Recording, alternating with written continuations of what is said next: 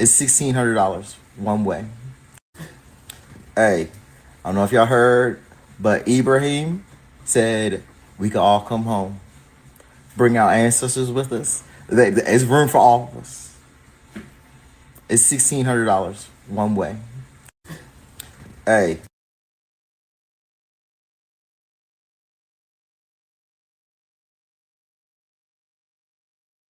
People were paying 300 something dollars to get a membership with the promise of later getting citizenship in Burkina Faso. Okay, that's red flag number one when you are an expat. But actually, go through and look at the actual government website so you can see if something is legitimate or not. Because we are hearing that people sent in birth certificates, social securities, photos to this organization, thousands of dollars. And what has come of that? Well, it looks like a data collection scrap that's kind of actually really strange now that you think about it. People were paying 300 something dollars to get a membership with the promise of later getting citizenship.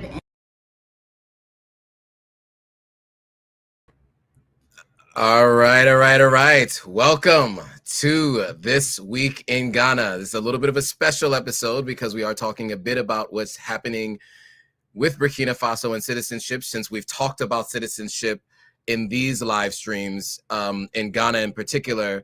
I thought it would be prudent to talk about what's happening in Burkina Faso. But before we get into the stories, let's do some introductions. So I'll turn it over to my co-host for an introduction before I introduce myself. Hello, everyone. My name is Ivy Prosper, and I am a YouTube creator. I am a producer, a writer, author of the book, Your Essential Guide on Moving to Ghana. I provide consultations on moving to Ghana, and we are doing this bi-weekly live stream talking about news from Ghana and other parts of Africa, news that is timely and matters. You can find me on my YouTube channel, which is my name, Ivy Prosper, Instagram, Ivy Prosper. Facebook is also Ivy Prosper, and TikTok as well. There it is. And I am Joe Hatagwa, founder of Authentic African. Our goal is to help people do one of three things: visit, move, or invest on the continent of Africa. We are bridging the gap between those living on the continent and those living in the diaspora. So, as stated, we do this on a bi-weekly basis where we talk about mostly Ghana, but in this case, we have to talk about what's happened in Burkina Faso. For those of you who are unaware, over the last year or longer, there's been lots of discussions around Burkina Faso offering citizenship. I used to do a live stream, if you guys might remember, with African Stream. It seems like so long ago, before they got kicked off the internet. And when I used to do that live stream, I would go live with Inem Richardson, who was based in Burkina Faso. And every time I posed the question to her, she would say to me, there is nothing that I have seen from the government that says citizenship is being offered to the diaspora. She said she was living there. She does not currently have citizenship. She is a dual citizen with Nigeria, if I'm not mistaken, but she does not have Burkina Faso citizenship. And she had been living there since before Ibrahim Traoré took over. In fact, she was there before the coup that happened the previous year. She had been there for at least 5 years at this point in time in Burkina Faso. And people kept asking me about it, so I kept asking her, and she said, there is nothing that I am aware of. Now, as you guys saw over this last year, there was a lot of support for Ibrahim Traoré, right? When Michael Langley, the Army general from the United States, made the statements that he made, which he actually walked back later. We saw massive protests in the streets in the Caribbean, in the United States, across the continent of Africa, and in Europe, right? And we saw this groundswell of support around Ibrahim Traoré. His searches went through the roof. There was all kinds of AI videos of him speaking in English. So many things that were coming out about Ibrahim Traoré. And one of those things was citizenship. Specifically, the ADDI apparently put out a notice to their subscribers and their members that citizenship would be available in Burkina Faso. Ivy shared with me a video that I watched from Go Black to Africa, where a couple of people from ADDI spoke about their experience. And also there was a little bit of blame laid at the feet of certain people. But I do want to play a video from a young lady who, because that live stream is very long. The link is in the description. If you want to watch it, you can go back and watch it. There's no clip from it that would work to be able to share here on this call because it's two different people telling a long story. It's over an hour long. But what I do have is a video of someone who talks about moving abroad outside of the United States. And she does talk about the basics of what happened here with Burkina Faso. So we're going to play a little bit of this video. We'll have some commentary and some additional context on the other side. So I will play it now, and we will be back in a moment.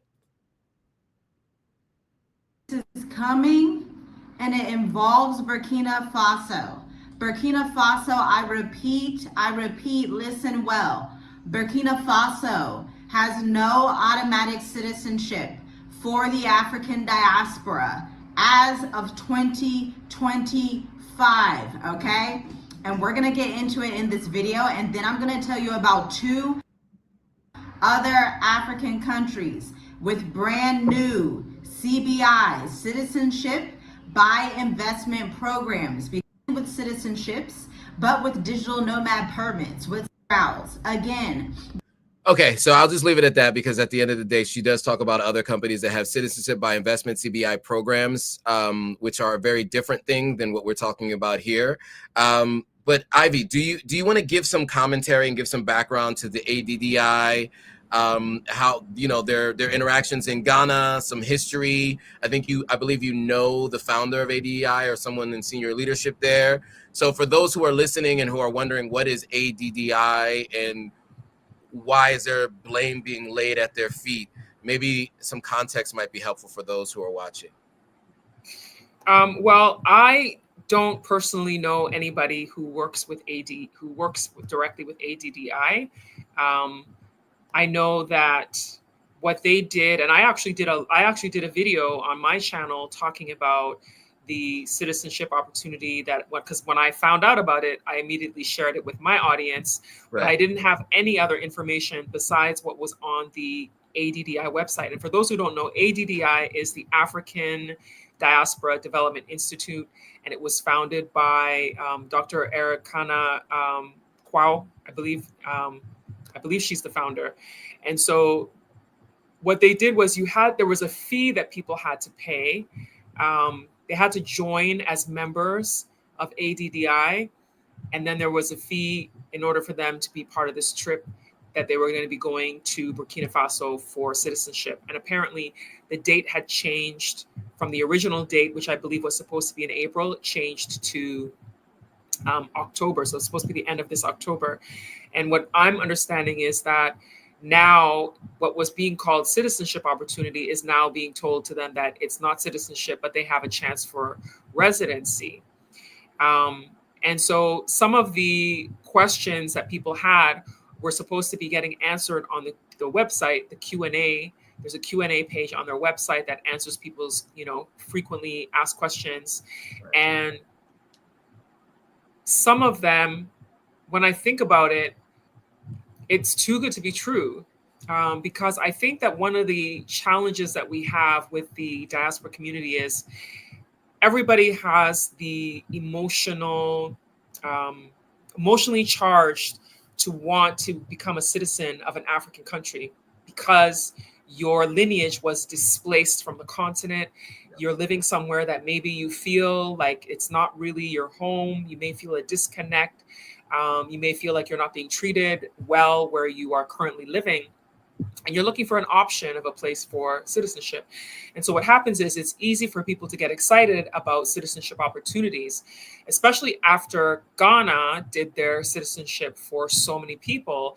But the thing is, Ghana also requires people to live in the country. Like, people have to be here to get citizenship. There was no, you're far away and you're filling out a form and you're paying for something, and then when you come, you get it. It was never like that. It's always been that you have to show that you really want to live in the country. And I think what was problematic about this one, in my opinion, is I don't know why you would want to become a citizen somewhere that you've never been, number one, and then somewhere that you don't speak the language, because it is a French-speaking country. So I know that a lot of the people who are coming as part of this are African Americans, and a lot of African Americans don't speak French. Now, I know that there's other Black people from other countries who also probably joined in with the ADDI, but I know primarily it was people from the United States, and most of them, they don't speak French. And French is a primarily spoken language in Burkina Faso. And I know that the current president has removed it from being an official language. But the reality is, because it was a French speaking country for so long since colonization, people there are speaking French. So if you can't speak one of their local languages, French becomes a default that you can communicate, within the country, which makes it hard for you to integrate if you can't speak the language. But Africa, the continent of Africa, is not an easy place to just say you're going to pack up and just move. So I feel that people should, relax when you see citizenship opportunities. Take your time, visit the country, and see if it's somewhere that you even want to live. Because if you have citizenship there, then it's got to be a place you want to live and you want to invest in. You want to do something, make an impact. It can't just be, you're just holding citizenship for the sake of holding citizenship. Because it's not a citizenship by investment. Because some people will hold a citizenship because they see it for its investment reasons, investment potential. It opens up the doors for something. Like how content creator Tayoena went and bought the citizenship in one of the Caribbean islands because he found traveling on his Nigerian passport was difficult. So he looked at another country where it would open up doors for him to travel to other places. So for him, he invested in, I think it was St. Kitts and Nevis that he got the passport. So he paid like $100,000 to get that passport, citizenship by investment. So he saw it as a way to something else.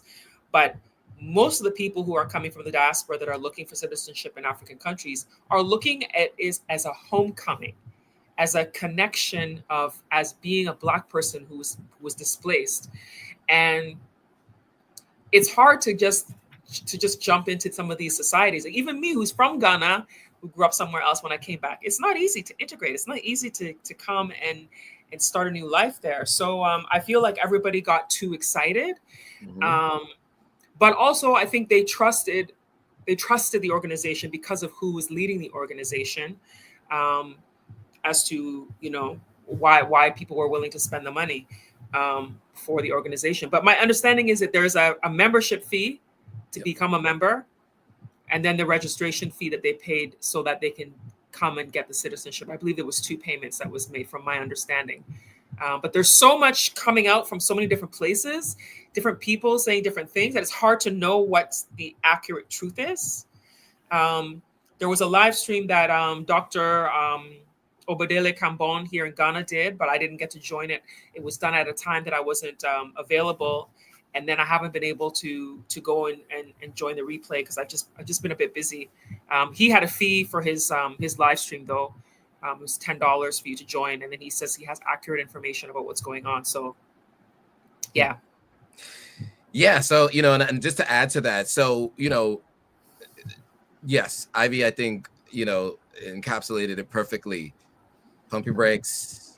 I know we all get excited. Me, as someone who was born and raised in the United States with parents that are Sierra Leonean, when I found out I can get citizenship, I ran to the opportunity.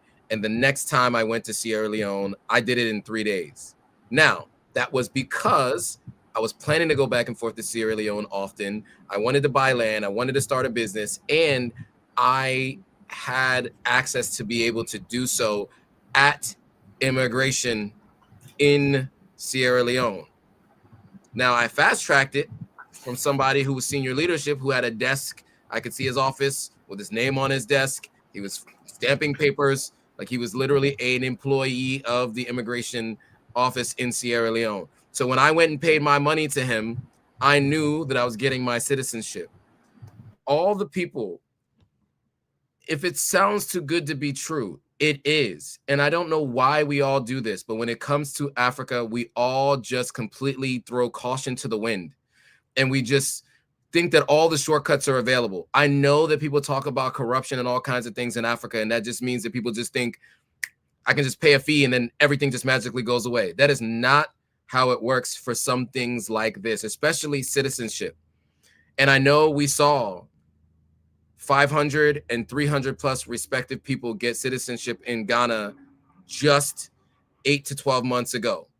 Then we hear Sierra Leone offers citizenship 2 different ways. Ascension, for all of you who have West African blood in your system, 50% or more, you can get citizenship in Sierra Leone for about $4,000, 2 different trips in 12 months.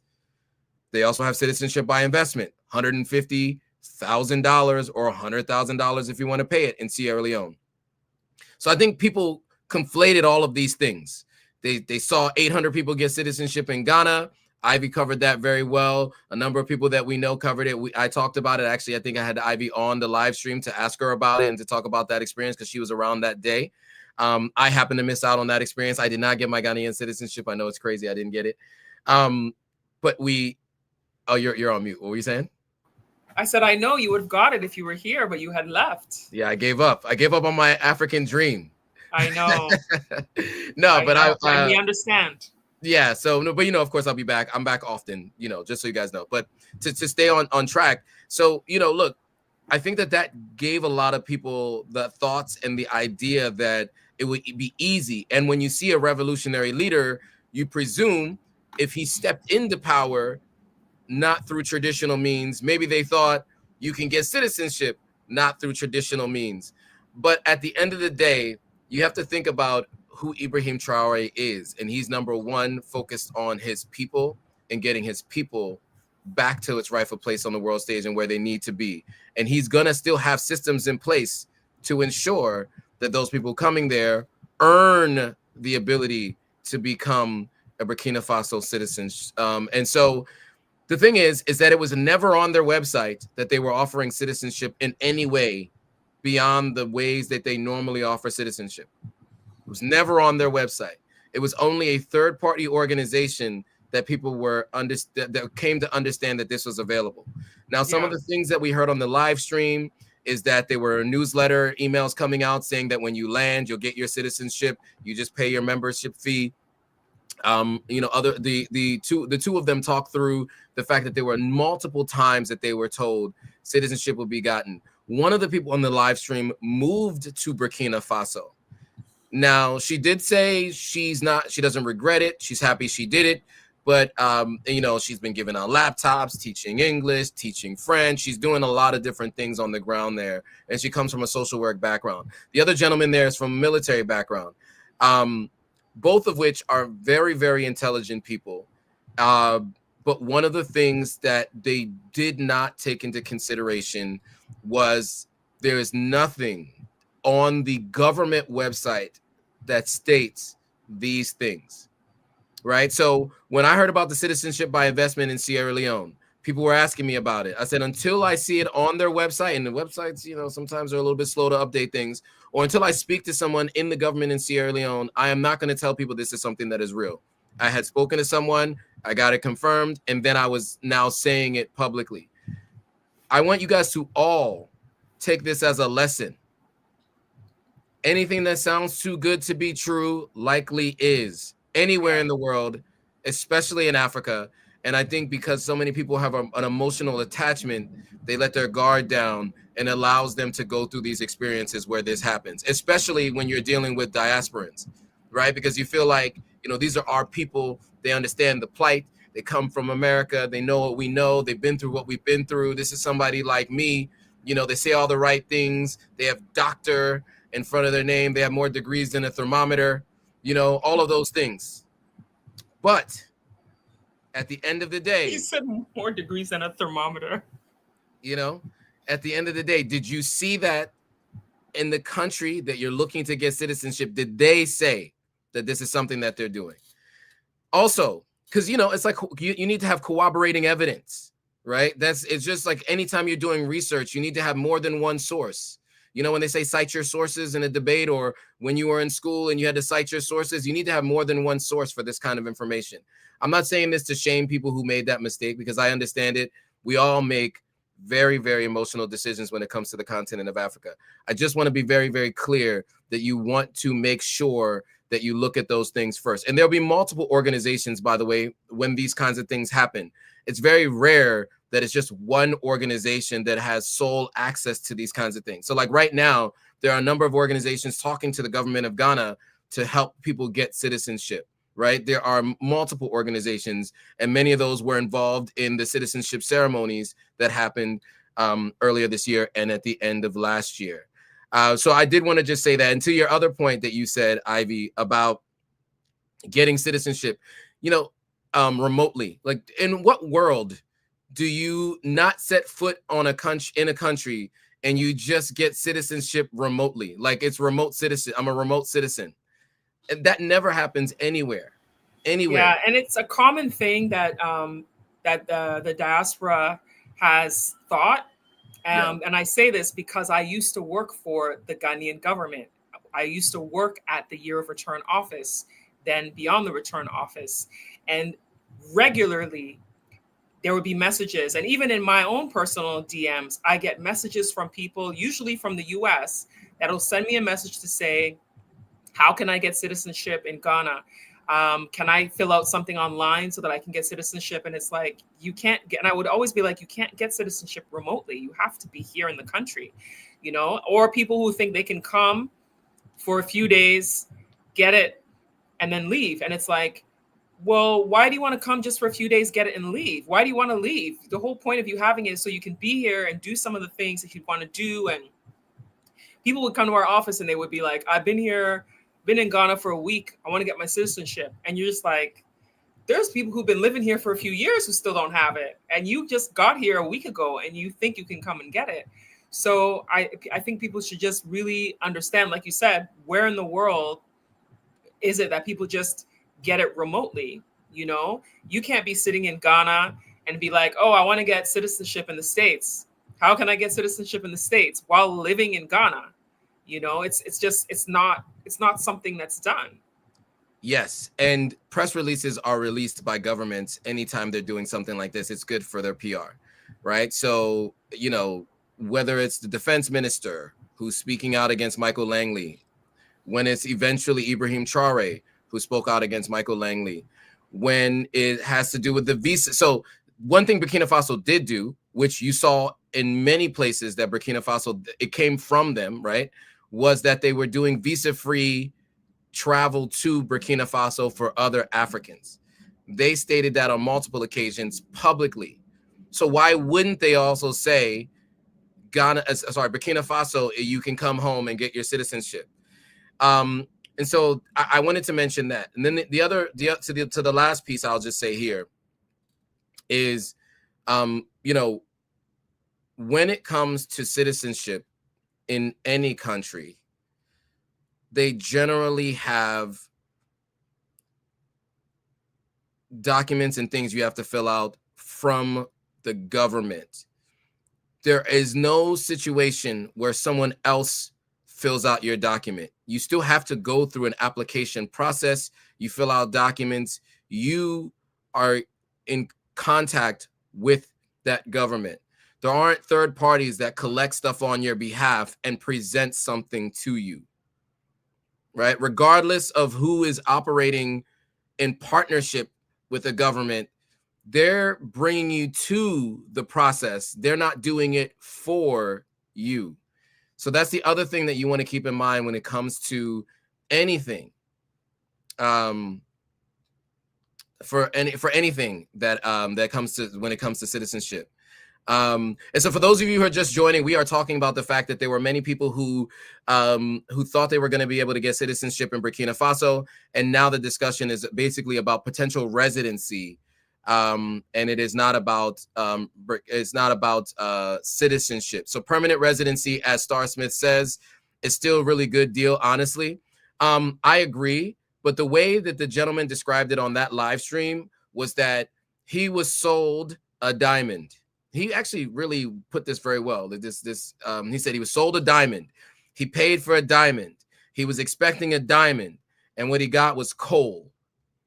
And you know, with coal, with the right pressure and amount of time, it can become a diamond, but he wasn't sold a coal. He was sold a diamond, but he was given coal. And so what he's saying is, yes, permanent residency is a step in the right direction, but it's not citizenship. Citizenship in so many ways means so many different things in many countries. So many people pursue citizenship. One, because that means that your child generally can automatically become a citizen, regardless of wherever they were born. Generally, citizenship, naturalization for citizenship, most countries have a version of that. And so that's one way people do it. Other people like to collect passports. Jay-Z once said, I got 5 passports, I'm never going to jail, right? So I know some people really like the idea of collecting passports. For other people, it's difficult for them to start a business in a country without having a citizenship. So they want to be able to get citizenship so they can start a business. And then for other folks, it's the civic duty. They want to vote and they want to be involved in the civic process of choosing a leader of the country, especially if it's a country they're going to be living in or spending time in or investing in. So we understand all those things. We just want to caution you that it rarely happens remotely. It never happens remotely. You know, there were some anecdotal stories about folks who were able to fly in and out just for the interview and then fly in for the ceremony and out of Ghana. That's not the large majority of the people who were there in Ghana for citizenship, right? Most of the people who had been there for years were there. There were a few people who happened to know the right person, who knew the right person, who could tell them, here's when you need to come in to do this, and here's when you need, and that was people who had the ability to buy a flight. Like if you know that it's happening on Monday and it's a Friday, you can buy a flight to land on Sunday night, right? Not everybody has that financial capability. And so we just wanted to caution you all to be to think about these things, and you know, just don't throw caution to the wind. And you know, Ivy and I did an interview a couple of weeks back when I was in Ghana, and I encourage all of you to watch it. I made an emotional decision, so this is coming from someone who made an emotional decision and didn't really plan my time on the continent, which is why I'm back in the States. If you want to hear that story, definitely watch that video, that interview that Ivy did. It's a really good one, if I do say so myself. It is. A lot of people have resonated with a lot of people. Yeah, I think so. And I was very honest about everything. How much money I came with, how much money I made, how much money I spent, you know, where my money came from, all of that. And so there's a lot that I talked about that I haven't talked about really much at all. And I think it's helpful. I thought it would be helpful for other people. So I'm glad people are resonating with it. A lot of people have really apprecited it. Yeah. So I want to go. Yeah. If you have something else, please. Yeah. I want to go back to when you said that government, it should be on a government page. Government has to make an announcement so that people are aware. The other thing that I noticed is sometimes when I get information or news stories, I always want to check to see if it's being reported anywhere, like by official news outlets or news outlets reporting on it. So for example, with Benin, because Benin now is offering citizenship, that one we have seen the government has actually made statements, and I've seen the Associated Press reported on it. Yep. Some of the news outlets in Canada reported on it. Like I've seen like mainstream media actually report on Benin citizenship. So then that one you saw that, okay, this is actually happening. Their president met with Spike Lee and Spike Lee's wife. So it's like there's official people who've actually been in there talking about it, but we haven't heard anything. Because I know when I heard about it first, like I said, I did a story on my page, and I had said the only thing I had seen was the ADDI, that you would register through there and they would be helping you. But then I didn't do anything else after that because I didn't see anything else after that. And then months down the line, now I'm getting messages from people who are talking about, you know, what's happening and how they feel like some of them said they feel like they've been taken advantage of. They feel like they've, you know, had their hopes and desires taken advantage of, some of them have said. So, yeah. Yeah, it's unfortunate. I will say the two people on the live stream did not blame Ibrahim Traoré. They blamed ADDI, and they felt like they were, you know, kind of sold a lemon, and they were implying that ADDI wanted to boost its membership, so they embellished. That was the implication, because you do pay a monthly subscription fee to be a part of ADDI, right? So that was the implication on that live stream. I don't know enough about the people involved or ADDI in general, but that was the implication on that live stream. So we watched it, so you don't have to. It was about an hour long, but that's basically what we understood that the people went through. And it was interesting to hear their thought process, because they sound like everyone else that you talk to, that, you know, Ivy's interviewed, that I've interviewed, who is just so excited about moving to the continent and so ready to make that leap. Many of which who do it without any background or any real foundation here. They just make the leap and make the move. And so hearing that had happened with anticipation of getting citizenship is unfortunate, and I hope it doesn't change the outcome of those who are still looking to be, you know, helping Africa get back to its rightful place on the world stage. Yeah. Dr. Goddess Arts, I see that you're asking whose live stream. We're referring to the live stream that was on the Go Black to Africa page. Yes. The Go Black to Africa page, they did a live stream where they had a discussion with people who were actually people who spent their money in hopes of getting citizenship. And it's going to be linked in the video description. I guess once this live stream is over, or maybe you've already linked it in the description it's there for people to see. Yeah, it's there for people to see. This is the page, just, you know, for those who might need 15,000 views on the video Already. As you can see, streamed it 22 hours ago.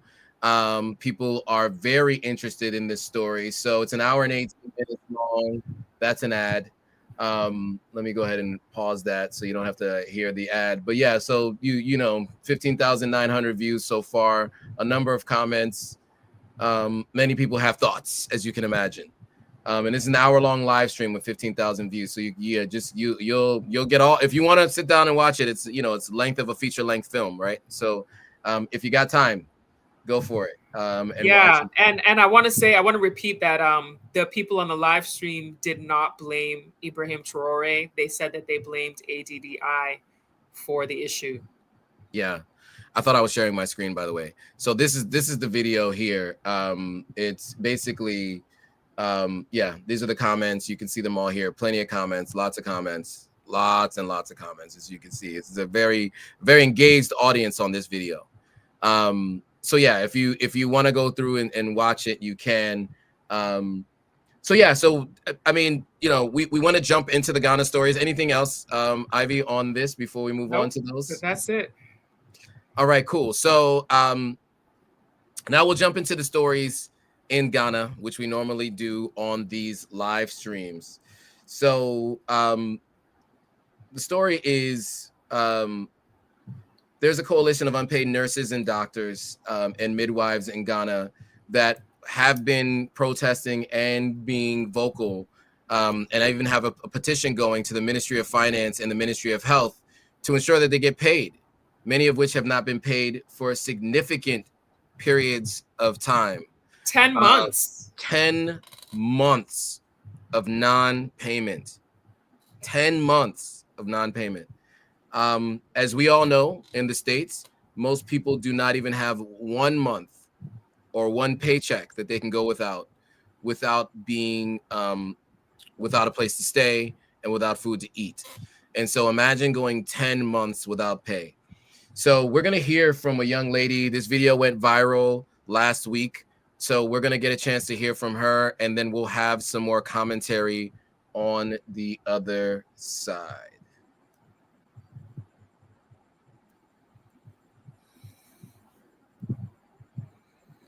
Salary. Personally, my rent expired in 15th August. I've not been able to pay. My landlord is always asking, when are you paying? I'll be like, they'll pay us. Please give me time. I stay at Spantine. I wake up Kolebu. I take transportation, 42 cities to work every day. How do they expect me to get that money to come to work? You go to work, doctors will write. Check patients' vitals, 15 minutes, 30 minutes. Do RBS, 5 minutes, 10 minutes. You bath patients, you tend patients every 4 hours. I'm doing all this just for the minister to tell me that he appreciates the work that I'm doing. Appreciation, babe. I don't understand. Which form of appreciation? How can somebody work and you tell the person I appreciate you for 10 good months? I can't stand it. I'm owing rent. What should I do to be able to pay my rent? I don't understand. They should pay us. Enough is enough. I'm tired. Enough is enough. She starts speaking in Tree, I think, which I don't understand. So we'll leave it there. But Ivy, your thoughts on this story?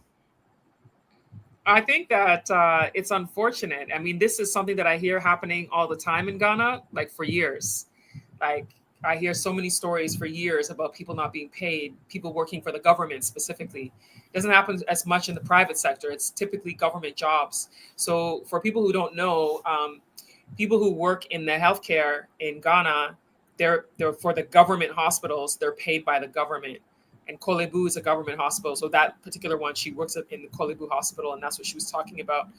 And this past week, I think it was like 3 days ago, the Employment and Labor Relations Minister came out to say that he's going to assure that the government will clear all outstanding arrears that's owed to the people. I mean, I don't know what kind of assurance that is because they've gone 10 months. And when you've gone 10 months, apparently, I think it's about almost 7,000 people who haven't been paid. And so, like, what are you going to do? Like, where's the money? Is somebody spending the money and that's why they're not being paid when they're supposed to be paid? And when it accrues for that amount of time, that means it's a huge chunk of money that's not being paid. And so now you have to have that huge chunk of money to pay these people in one lump sum. You can't now be like, we'll pay you in installments. You got to pay that one lump sum to these people. So I don't know where they're going to get this money from to pay them when they haven't been paying them all this time. What are they doing with the money that they were supposed to be paying them with is what I'm always wondering, you know, because this is not the first time that I've heard of something like this happening. And the particular girl in that video, there's people doing a fundraiser now to help her because she needs to pay her rent because the landlord will kick her out. Yeah. Yeah. And I mean, and unfortunately it's only for her, right? But what about all the other people that were there, right? She just is the one who went viral. Some people are, if you look at the comments on that video, people are like, can you please tag her? What's her name? Who is she? I want to help her. But it's not just her. It's not just she. It's all the people that were there. And this is not a problem that is unique to Ghana. There are government hospitals and government institutions in many countries on the continent that have this same issue. And this is why so many people take to the streets to protest and are looking for new leadership. And this is why Burkina Faso is always looked at in the way that it is, because you have leadership that has stepped in and said, we're not going to do this anymore. Now, I would say that from what I've seen, there were a great many people that were excited about the new leadership that had previously been in place in Ghana. You know, he was a one-term president previously. He's on a second term with 2 terms in between with the opposing party. And I think something like this was something that they were looking to fix. Now, October is which month of the year is October? October is the 10th month of the year. Yeah, we're in the last they haven't been paid. So this goes before the current administration was in place, if I'm not mistaken, right? When did they take office? In February? January. So this starts right around when they took office, as a matter of fact. And so, you know, I'm interested to see the response coming from the top of the leadership. You know, one of the things that you find in countries around the continent, we're not speaking specifically of Ghana, because I don't know specifically what happened in Ghana here, but in other countries that I'm familiar with, the senior leaderships, the executive directors of these hospitals get large lump sums. $10 million is allocated to these hospitals.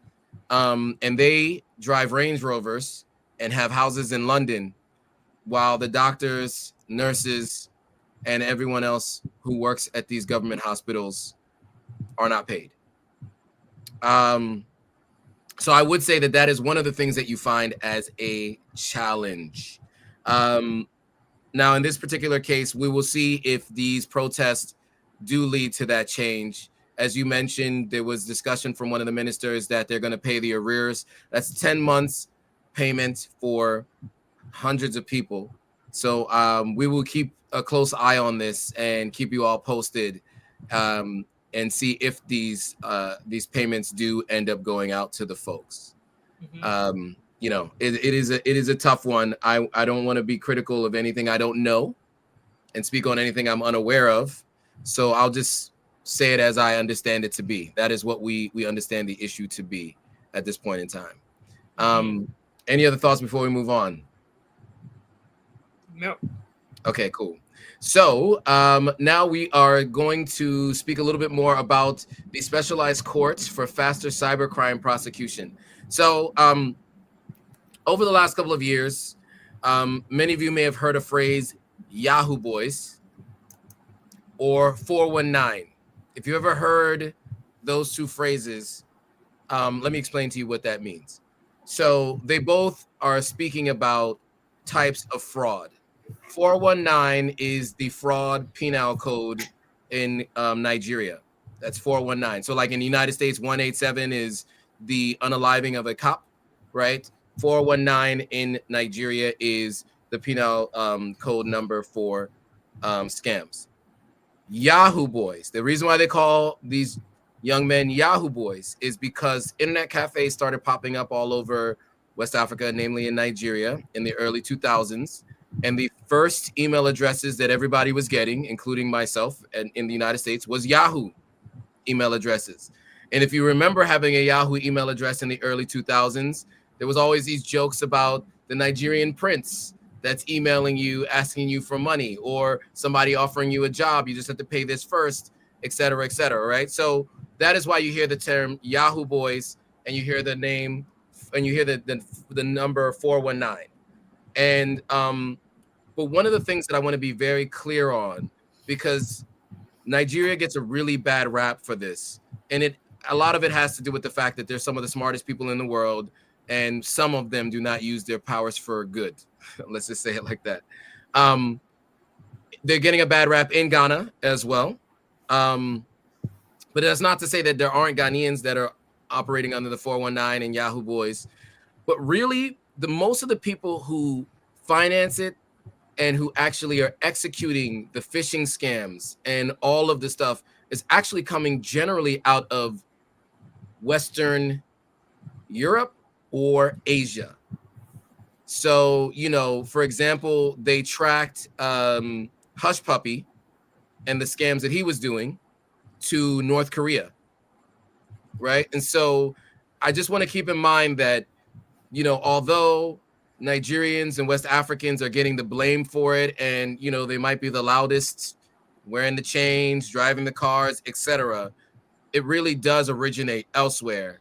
And they are taking advantage of some of the challenges that you see in country. For example, if somebody isn't paid 10 months, somebody comes to them and says, you just have to do X, Y, and Z to finally get paid.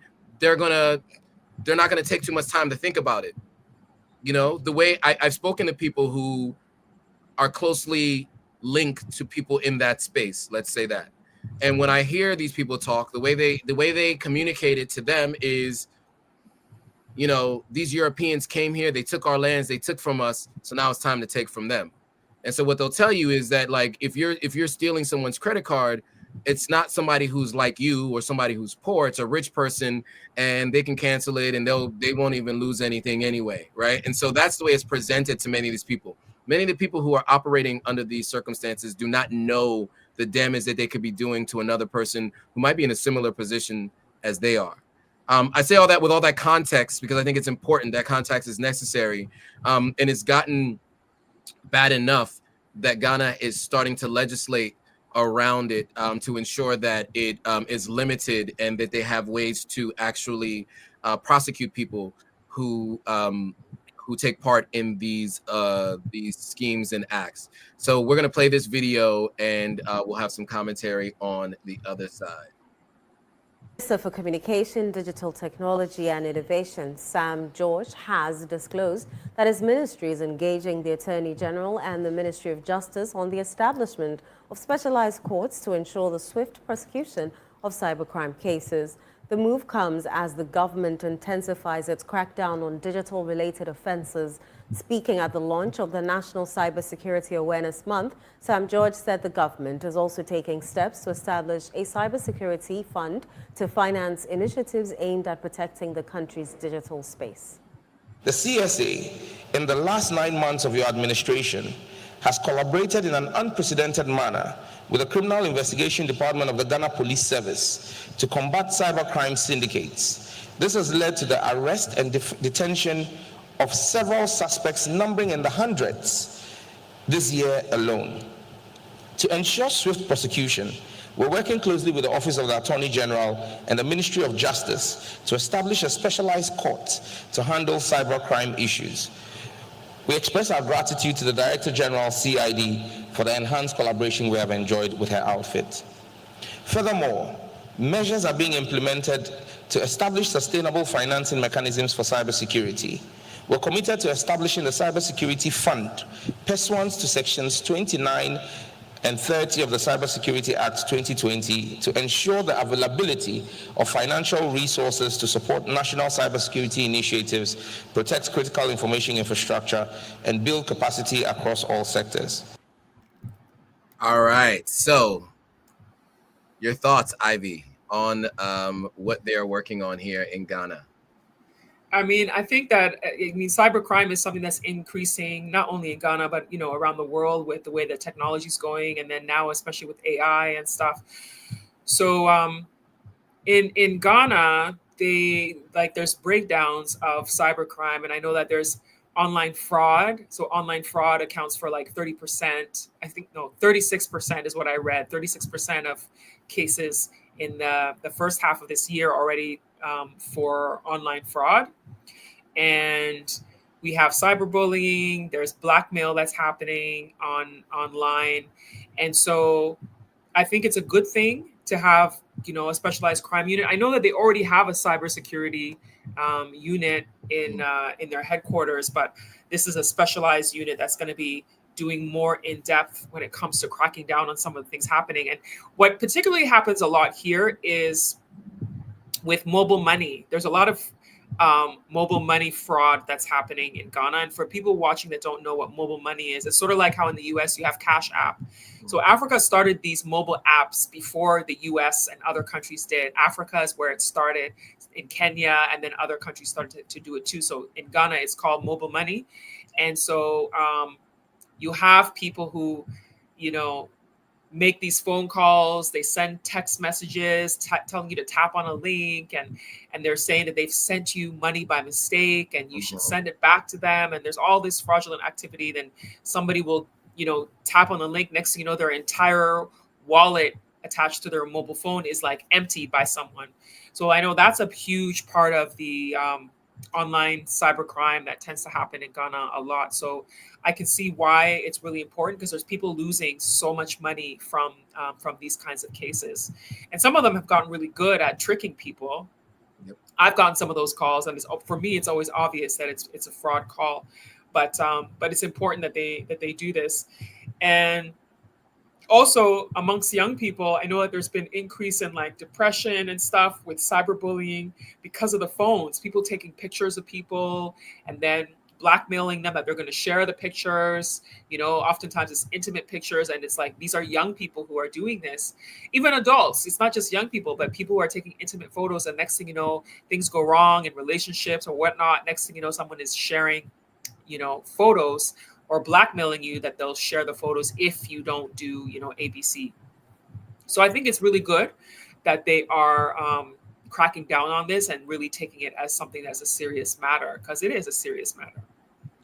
100%. And I will say to that point about young people. So what is happening is some of these guys are catfishing young boys, right? And they are pretending to be a young girl. And they're saying, I will send you videos and pictures if you send me some. Then the young boy will send the video or picture, and they'll say, now I'm going to share this with everybody in your contacts. I can see all your contacts and everybody, unless you go to your parents and you find a credit card or their mobile money or whatever, and you send me anything that you can send, whatever access you can get. So that is also a new process that's happening. And it's not just happening in Africa, it's happening around the world, but that is something that is happening. And I saw a video of a young guy in his early 20s who had no remorse and no regard, and he was actually executing this kind of a scheme. There are all kinds of scams and schemes online, bank transfer schemes, all kinds of different things. Again, if it's too good to be true, it likely is. But yes, so to the point that you made, I think it's great that they're doing this. Governments are always behind when it comes to cyber warfare and combating cyber crime, and there are always going to be multiple steps behind. And so, you know, the people who are the most innovative in technology are going to be the criminals and those who do adult content, because they have the illicit means to do it. And so it's always going to be a catch up. We're always going to be playing catch up. So educate yourselves. Two-factor authentication. Don't click on links from anybody you don't know. Don't share information with anybody you don't know. And make sure you tell the people you know on the continent or elsewhere those same things. All right. So we'll see what this cybercrime unit does with these enhanced measures and more money, et cetera, et cetera. I hope that they're able to achieve the results they're looking to achieve. All right, so moving on. Kente cloth is now officially recognized and protected as uniquely Ghanaian. Ghana has made history. For years, anyone could print the word Kente on fabric and sell it, even if it never touched Ghanaian soil. But this last week, Ghana confirmed Kente under the geographical indication system, the same legal protection France uses for champagne, or champagne, and Italy for Parmesan. So it means only cloth woven is recognized. It means only cloth woven in recognized Ghanaian communities can legally be sold as real Kente cloth. This move took years to work on and work between the Ghana Ministry of Trade and the World Intellectual Property Organization to prove the craft's origin and protect local weavers. So the goal is to turn heritage into export power to make sure when the word and the world buys Kente, the value goes back to the people who created it. This isn't just a cultural win, it's an economic win. And it's a statement of ownership. So with that, I want to play a quick video that explains a little bit more about this, and then we'll have some commentary on the other side. They've just made it official, right? Only cloth woven in certain Ghanaian communities can now legally be sold as real Kente. The fakes, the factory prints, the cultural copies, they're done. Forget about it. Ghana just did what France did with champagne and what Italy did with Parmesan. They protected the name. You can't slap it on a label and profit off the culture anymore. But as we all know, this is deeper than fabric, right? Kente carries story and status. For years, we've been seeing the patterns on runways and in marketing with no credit and no coins to the people who made it sacred. With this law, Ghana's basically saying, listen, if you want the culture, you pay the creators. Now the real work starts, though. The global fashion and apparel market is worth about $1.8 trillion.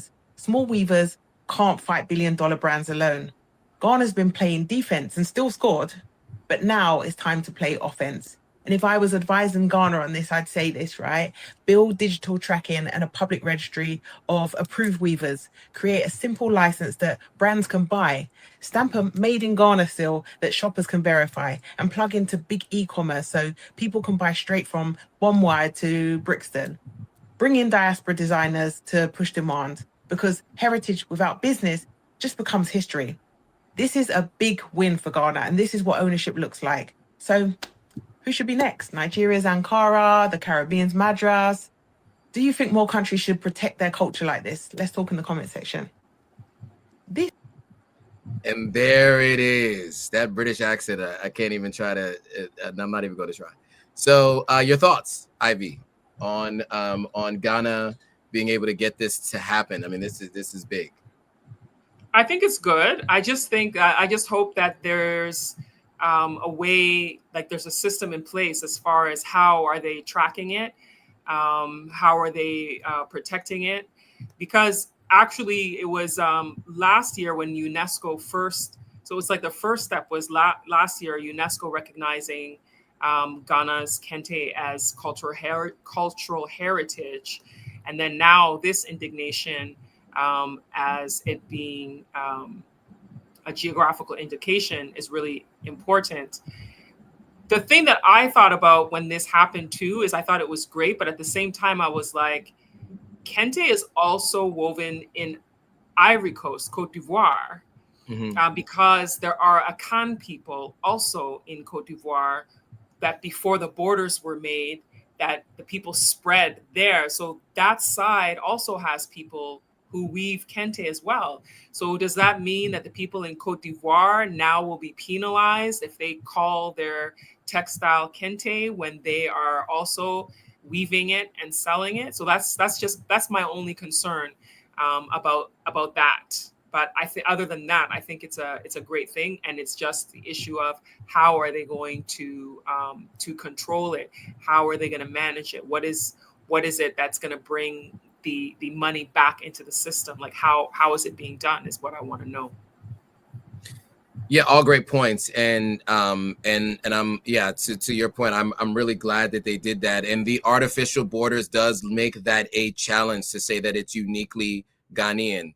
It's uniquely Akan, maybe, Ashanti, I don't know, but like to be able to say Akan, Akan, not only Akan actually, because the Ewe people also have Kente, but it's the patterns of the Ewe Kente are woven slightly differently, different colors they tend to use, but the Ewe people also have Kente, not just the Akan. And there it is. So yeah, I mean that does pose a challenge. Now, I do want to see some of these examples that Charmaine mentioned in this video, specifically around Nigeria. Sierra Leone has its own version with the Creole and other local indigenous tribes in Sierra Leone. Many countries have their own versions, right? The Maasai people,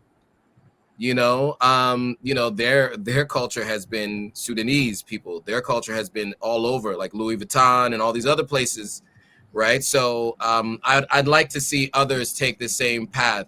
Sometimes it just takes someone else to do it first for you to see that it's possible and that you should do it as well. Not everybody's even aware it's something that can be done. So I'd like to see others on the continent of Africa do the same. So like in Italy, you can't, if it's not made in Italy, you can't call it champagne. And then you can't call it Parmesan cheese if it's not, sorry, champagne was it? France. Champagne was France. Champagne was France. Italy was Parmesan. So I'd like to see the same thing happen with consideration for tribes split up by the European borders. Okay, cool. So I know we are a little bit over time. Just 4 minutes? Just 4 minutes. There were two more stories that we were planning to go through, but in the interest of time, I'll just give you the headlines and maybe we can just do a little bit of like an understanding what they are. So two stories about farming in particular in Ghana. So one was the government raised cocoa prices to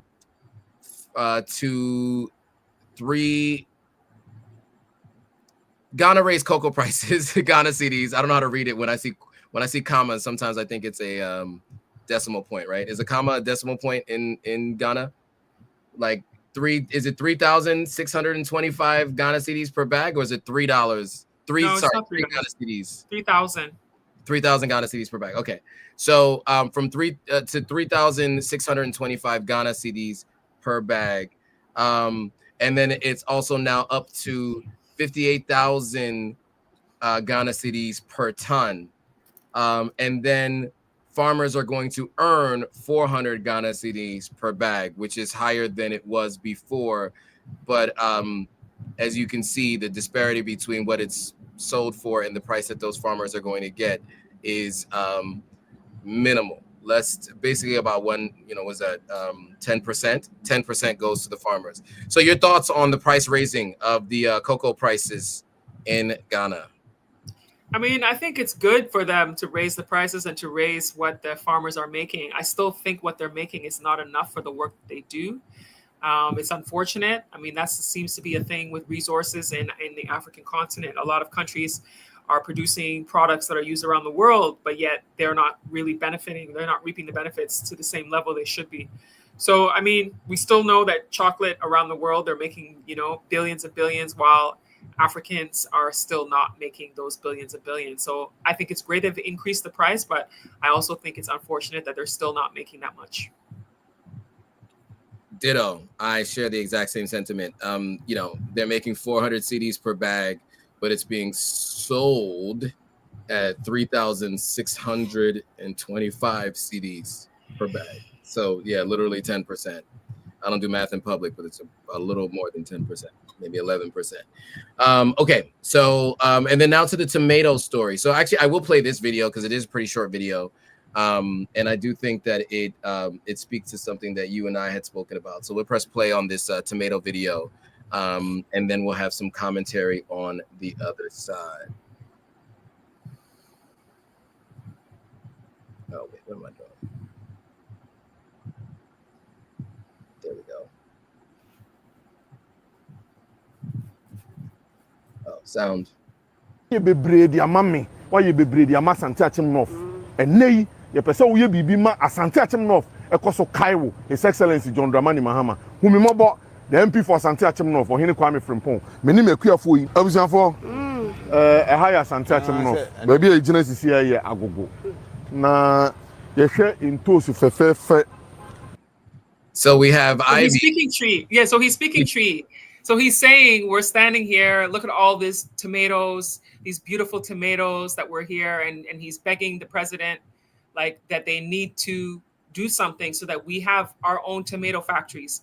In Ghana, there used to be a thriving tomato business where there were tomato factories in the country that were exporting tomatoes. Now Ghana imports the majority of its tomatoes, and those tomato factories have collapsed. He's demonstrating that, look, these farmers have been able to grow these beautiful tomatoes. Why can't we do this? And why can't we keep our farmers growing this, and then we grow our tomato industry again? So he wants to revive the tomato business in Ghana, because Ghana imports their tomatoes. Ghana imports their tomatoes from Burkina Faso and from Togo. So it's like, why are we importing tomatoes when we can grow tomatoes here? And there it is. Yeah. So I mean, look, and this is not unique to Ghana.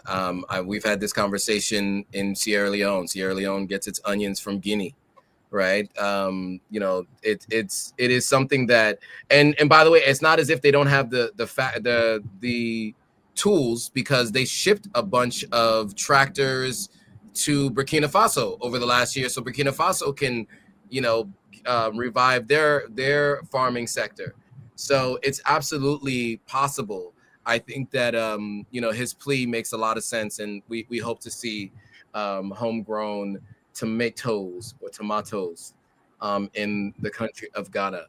All right, I do have to go. I'd love to stay longer, but so any other final thoughts from you, Ivy, before we go to anything? My final thoughts are that for the diaspora community who's thinking about doing business or living in an African country, that it's important that you pay attention to the politics of those countries so that you get a better understanding of what it's like to live there, what it's like to do business there, what are some of the things that you are going to have to deal with if you're doing business in one of these countries. Because I think we have people that often come on the dream and the hope of moving to a melanated country, and then don't think about that it's still a country that's run by politicians.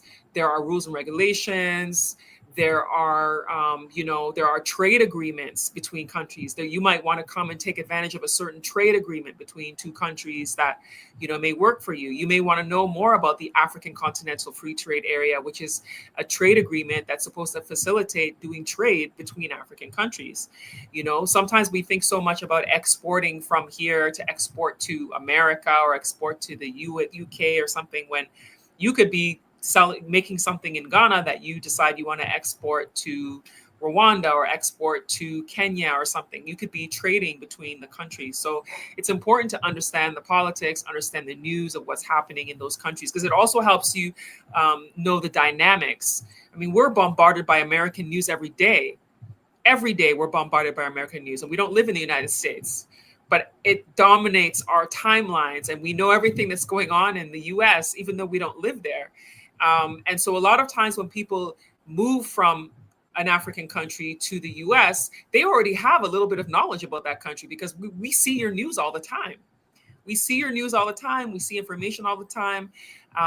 But when it comes to the reverse of coming here, you have to be more intentional because you're not readily seeing the stuff. They're not making headlines on CNN about everything happening in Africa. They're choosing the ones they want to show you. So you have to be intentional and be Googling for the things you want to see. And one of the things I'll say is, you might want to get a VPN. So you change your VPN to make it look like you're in a different country so you get accurate news. Because one thing I noticed is whenever I was in the US or I was in Canada, the news that I would try to see from Africa, I wouldn't see everything. I would not see everything. And one time I sat on my laptop and I Googled something at the same time as my friend who I was talking to, and what she Googled, the same thing we Googled. I'm in Ghana, and she's in the US. We Googled the same thing, but we got two different results on what we were Googling based on where we are. So it's important that maybe you might want to change your IP address when you're doing searches for Africa so that you get more accurate information.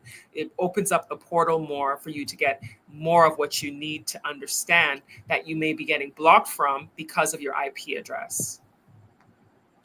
That was really good advice. I never even thought about that. But yes, and yes. I support all of that. And I will just say, as a final thought, if it sounds too good to be true, it likely is.